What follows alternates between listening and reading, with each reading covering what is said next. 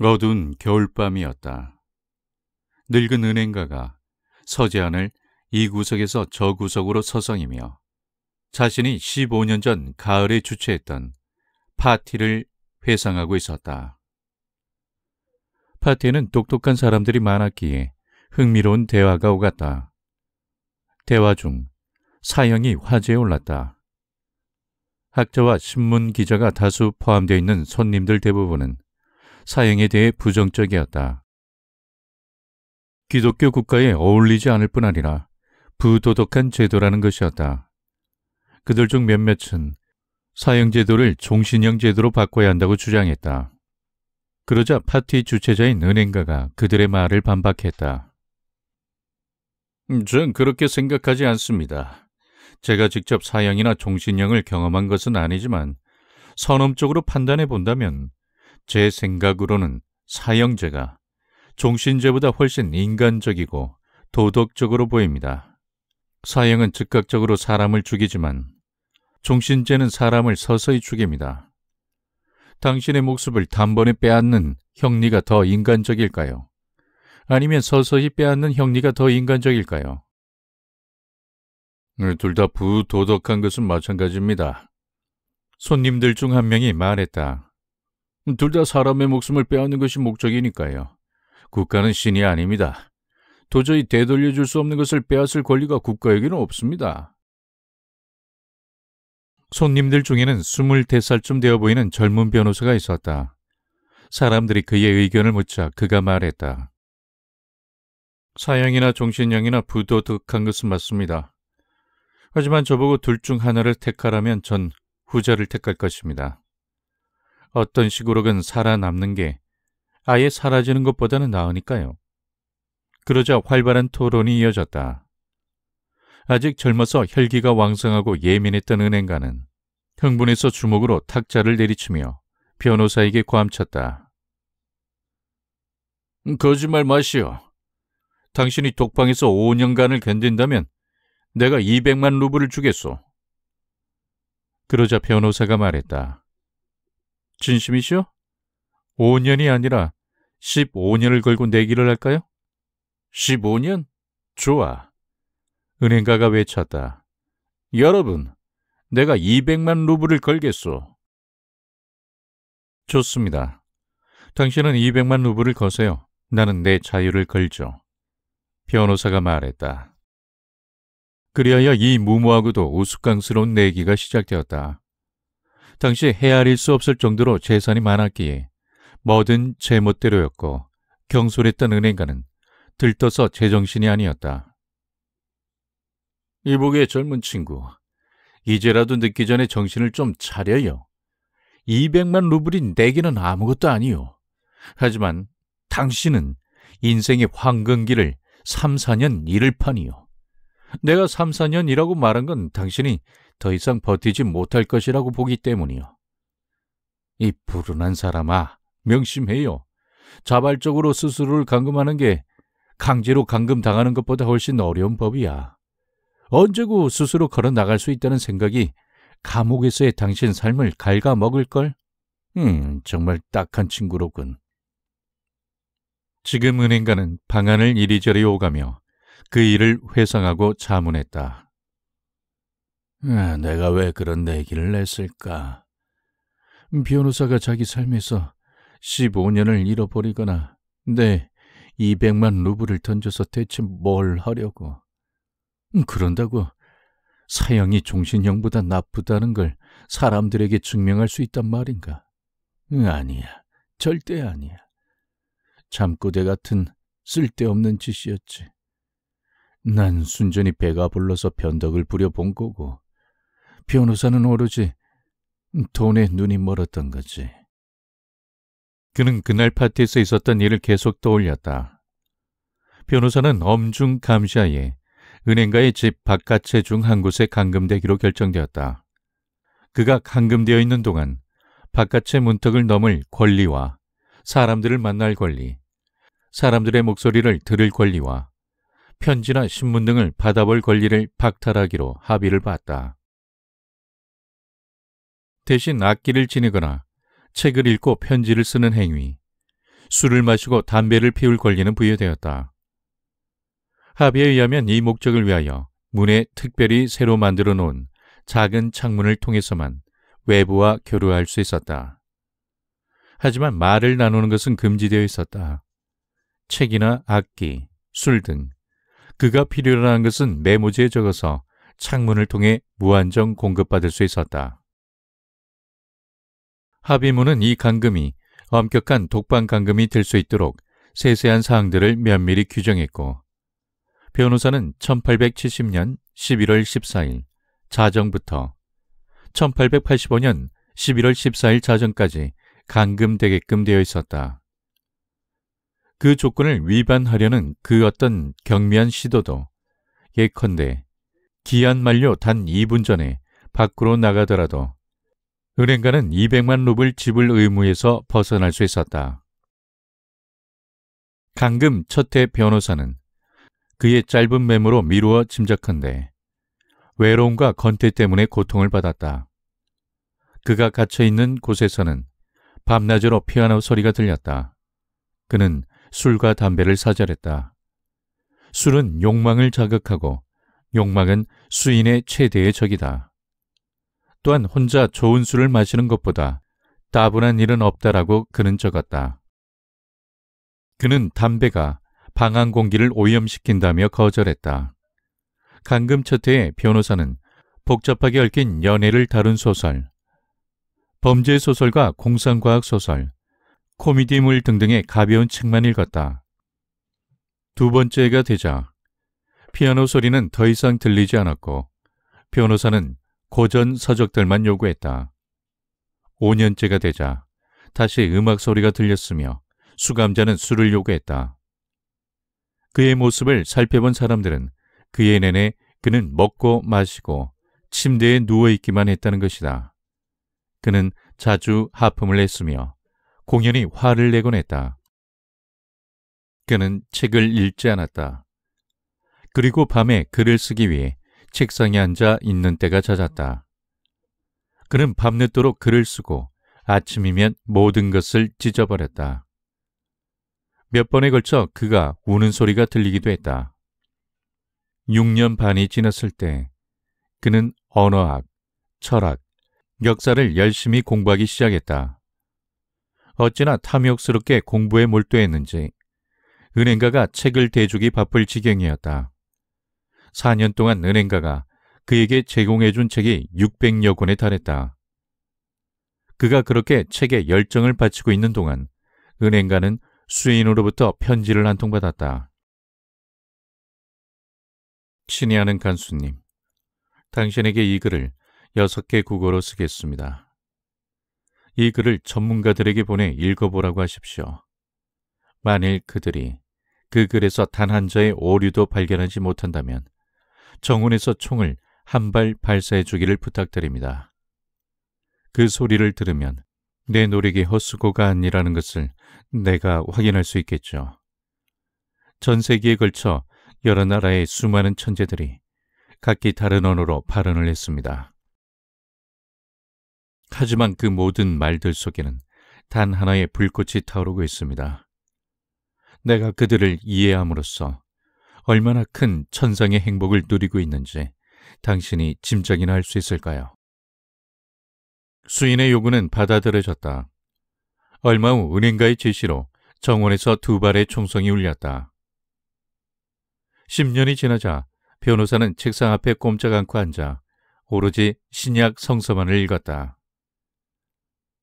은행가는 4년 동안 600여 권의 박식한 책을 섭렵한 사람이 1년간 오로지 한 권의 책, 그것도 이해하기 쉬우며 결코 두껍다고 할 수 없는 책에만 몰두해 있는 것을 의아하게 생각했다. 이어서 종교사와 신학에 관한 서적들이 신약 성서의 뒤를 이었다. 마지막 2년의 수강 기간 중에 수인은 이것저것 가리지 않고 엄청난 양의 책을 읽었다. 자연과학에 빠져드는가 하면 바이런의 시나, 셰익스피어의 작품들을 읽었다. 이어서 화학, 의학 서적들과 본격 소설들, 철학이나 신학에 관한 논문들을 넣어달라는 요구가 뒤따랐다. 그가 책에 몰두하는 모습은 마치 난파선 조각들이 떠다니는 바다에서 목숨을 구하기 위해 이 조각 저 조각에 무턱대고 매달려 헤엄을 치는 모습과 같았다. 은행가는 지난 15년간 있었던 모든 일들을 회상하며 생각에 잠겨 있었다. 내일 자정이면 그는 자유를 얻는다. 협정대로 나는 그에게 200만 루블을 지불해야 한다. 그에게 그 돈을 준다면 난 모든 게 끝장난다. 완전히 파산이다. 15년 전만 해도 그의 재산은 수백만 루블에 달했다. 하지만 지금은 자신의 수중에 현금이 많은지 아니면 빚이 더 많은지 스스로 묻기도 두려울 지경이었다. 도박과 다름없는 무리한 주식 투자, 위험천만한 투기, 나이가 들어도 좀처럼 버리지 못한 무모한 결정, 버릇 등으로 인해 그의 사업은 점차 기울었다. 그 결과 겁없이 자신만만했던 사업가는 주식시장 등락에 안절부절 못하는 평범한 은행가로 전락하고 말았다. 망할 놈의 그 내기. 그는 절망으로 머리를 감싸며 중얼거렸다. 저자가 왜 죽지 않은 거지? 저자는 40살밖에 안 되었어. 그런 놈이 내 마지막 한 푼까지 긁어가서 결혼을 하고 주식 투자를 하며 인생을 즐기겠지. 난 개걸스러운 거지처럼 그를 올려다보며 매일 똑같은 소리를 듣게 될 거야. 내가 행복하게 지낼 수 있는 건 다 당신 덕입니다. 도와드리겠습니다. 아니야, 절대 그럴 수 없어. 파산과 치욕에서 벗어날 수 있는 유일한 길은 놈을 죽이는 거야. 시계가 3시를 쳤다. 은행가는 귀를 기울였다. 집안에 있는 사람들은 모두 잠들어 있었고 창밖에서 얼어붙은 나무들이 바람에 윙윙거리는 소리만 들려올 뿐이었다. 그는 소리를 죽여 15년간 한 번도 사용한 적이 없는 바깥의 열쇠를 금고에서 꺼냈다. 그는 외투를 걸치고 밖으로 나갔다. 들은 어둡고 추웠다. 비가 내리고 있었다. 습기 찬 바람이 윙윙거리며 매섭게 불어와 나무들을 쉴 새 없이 흔들어댔다. 은행가는 눈을 부릅떴지만 지면이고 흰 석상이고 바깥이고 나무고 분간이 되지 않았다. 바깥으로 다가간 그는 감시인을 2번 불렀다. 대답이 없었다. 날씨가 나쁜 탓에 부엌이나 온실로 피신해서 잠들어 있는 것이 분명했다. 이제 노인이 된 은행가가 생각했다. 내가 용기를 내서 이 일을 해낸다면 그 누구보다 감시인이 의심을 받게 되겠지. 그는 어둠 속에서 더듬더듬 계단과 문을 찾아낸 다음 별채 현관으로 들어섰다. 이어서 그는 좁은 복도 안으로 살금살금 들어가서 성냥을 켰다. 아무도 없었다. 시트도 깔리지 않은 침대가 하나 놓여 있었으며 구석에 새 난로가 하나 놓여 있는 것이 보였다. 수인의 방으로 들어가는 문에 붙여놓은 봉인은 멀쩡하게 그대로 있었다. 성냥불이 꺼지자 은행가는 흥분해서 몸을 떨며 창문 안을 들여다보았다. 감방 안에는 어슴푸레한 촛불 하나가 켜져 있었다. 수인은 책상 앞에 앉아 있었다. 돌아 앉아 있었기에 등과 머리카락과 손만 겨우 보일 뿐이었다. 펼쳐진 책들이 책상 위에, 2개의 의자들 위에, 책상 근처의 카펫 위로 나뒹굴고 있었다. 약 5분가량이 흘렀지만 수인은 꼼짝도 하지 않았다. 15년간의 감금 생활 덕분에 꼼짝 않고 앉아있는 법을 터득한 것 같았다. 은행가는 손가락으로 창문을 톡톡 두드렸다. 하지만 수인은 미동도 없었다. 그러자 은행가는 조심스럽게 봉인을 찢어버리고 구멍에 열쇠를 넣었다. 녹슨 자물쇠에서 삐걱거리는 불쾌한 소리가 났고 문도 삐걱거렸다. 은행가는 놀란 비명소리와 발소리를 곧바로 듣게 되리라고 예상하고 있었다. 약 3분 정도가 흘렀지만 방 안은 여전히 조용하기만 했다. 그는 안으로 들어가기로 마음먹었다. 책상 앞에 한 남자가 앉아 있었다. 하지만 여느 인간과는 전혀 다른 사람이었다.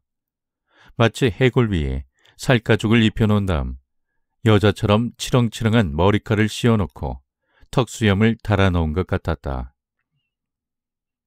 얼굴은 흑빛으로 누렇게 떠 있었으며 양볼은 움푹 들어가 있었다. 등은 길고 가늘었으며 머리를 받치고 있는 팔은 어찌나 앙상하고 뼈 가죽만 남았는지 보기가 역겨울 정도였다.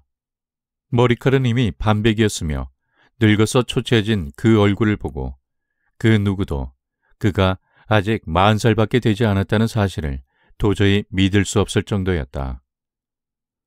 고개를 숙이고 있는 그 앞 책상 위에는 종이가 한 장 놓여 있었고 깨알 같은 글씨로 뭔가 적혀 있었다. 불쌍한 인간. 은행가는 생각했다. 자면서 백만장자가 되는 꿈을 꾸고 있겠군. 이 반송장을 침대에 던진 다음 베개로 잠시 누르면 그만이야. 아무리 세심하게 조사를 한다 해도 자연사한 것으로 보일걸. 하지만 그 전에 대체 무슨 이야기를 끄적였는지 봐야겠군. 은행가는 책상 위에 있던 종이를 집어들고 읽기 시작했다. 내일 밤 저녁이면 난 자유를 얻고 사람들과 지낼 수 있게 된다. 하지만 이 방을 떠나 해를 다시 보기 전에 여러분에게 몇 마디 해줄 필요성을 느낀다. 나의 떳떳한 양심을 걸고 또한 나를 지켜보시는 하느님 앞에서 나는 자유와 생명, 건강을 비롯해 당신들이 쓴 책에서 지상의 축복이라고 일컫고 있는 모든 것을 경멸한다고 선언한다. 15년에 걸쳐 나는 열심히 지상에서의 삶에 대해 연구했다. 사실 난 그동안 땅을 밟지 못했고 사람들도 만나지 못했다.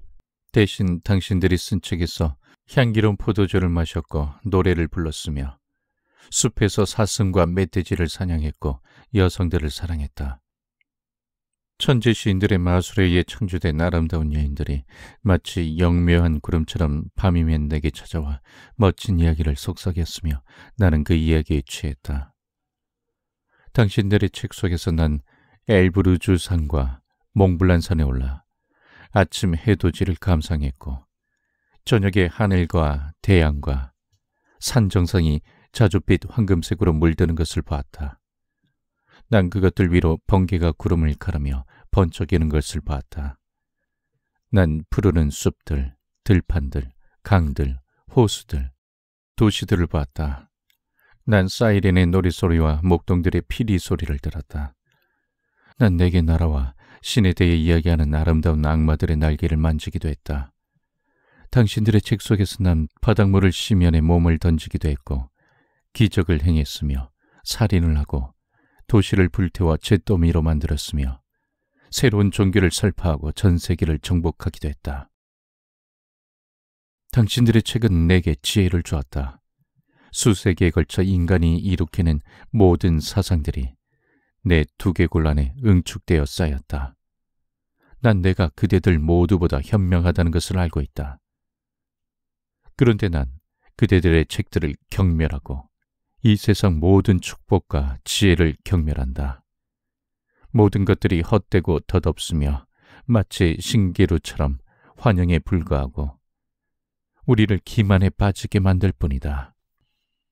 그대들이 아무리 자부심이 강하고 현명하며 아름답다 할지라도 죽음이 그대들을 마치 땅 밑의 쥐들처럼 이 지상에서 쓸어버릴 것이다. 그리고 그대들의 후세, 그대들의 역사, 천재들의 불멸의 업적 또한 마치 용암처럼 꽁꽁 얼어붙어버리거나 지구와 함께 불타서 사라질 것이다. 당신들은 미쳤고 길을 잘못 들었다. 당신들은 그릇된 것을 참으로 받아들이고 추한 것을 아름답다고 하고 있다. 만일 사과나무나 오렌지 나무에 과일이 열리는 대신 갑자기 개구리나 도마뱀이 열리게 된다면, 혹은 장미꽃에서 말의 땀 냄새가 나게 되면 여러분은 놀랄 것이다. 그러니 하늘을 땅으로 바꿔버린 그대들에게 내가 어찌 놀라지 않을 수 있겠는가? 물론 여러분들을 납득하게 만들고 싶은 생각은 없다. 난 내가 당신들의 삶의 방식을 얼마나 경멸하는지 행동으로 보여주겠다. 난 내가 한때 천국처럼 꿈꿨던 200만 루블. 하지만 지금은 혐오하는 그 돈을 포기하겠다. 난 그 돈에 대한 나의 권리를 스스로 포기한다. 난 약정기간 만료 5분 전에 이곳에서 나가겠다. 그럼으로써 난 계약을 위반하는 셈이 되는 것이다. 은행가는 읽기를 마치자 종이를 책상 위에 놓은 뒤 이 기인의 머리에 입을 맞추고 울기 시작했다. 그는 별채에서 나갔다. 그는 그동안 한 번도 느껴보지 않았던, 심지어 주식 투자에서 거액을 날렸을 때도 느끼지 못했던 스스로에 대한 경멸감을 느꼈다. 집으로 돌아오자 그는 침대에 누웠다. 하지만 흥분 때문에, 흐르는 눈물 때문에 오랫동안 잠을 이루지 못했다. 다음날 아침 감시인이 그에게 달려와 바깥에 살던 남자가 창문을 통해 뜰로 나오더니 대문 밖으로 사라졌다고 보고했다. 은행가는 하인들과 함께 곧장 바깥으로 달려가 죄수가 탈출했음을 확인했다. 불필요한 뒷이야기가 퍼지는 것을 막기 위해 그는 책상에서 포기 의사가 적힌 종이를 자기 방으로 들고 와서 금고에 넣고 잠궜다.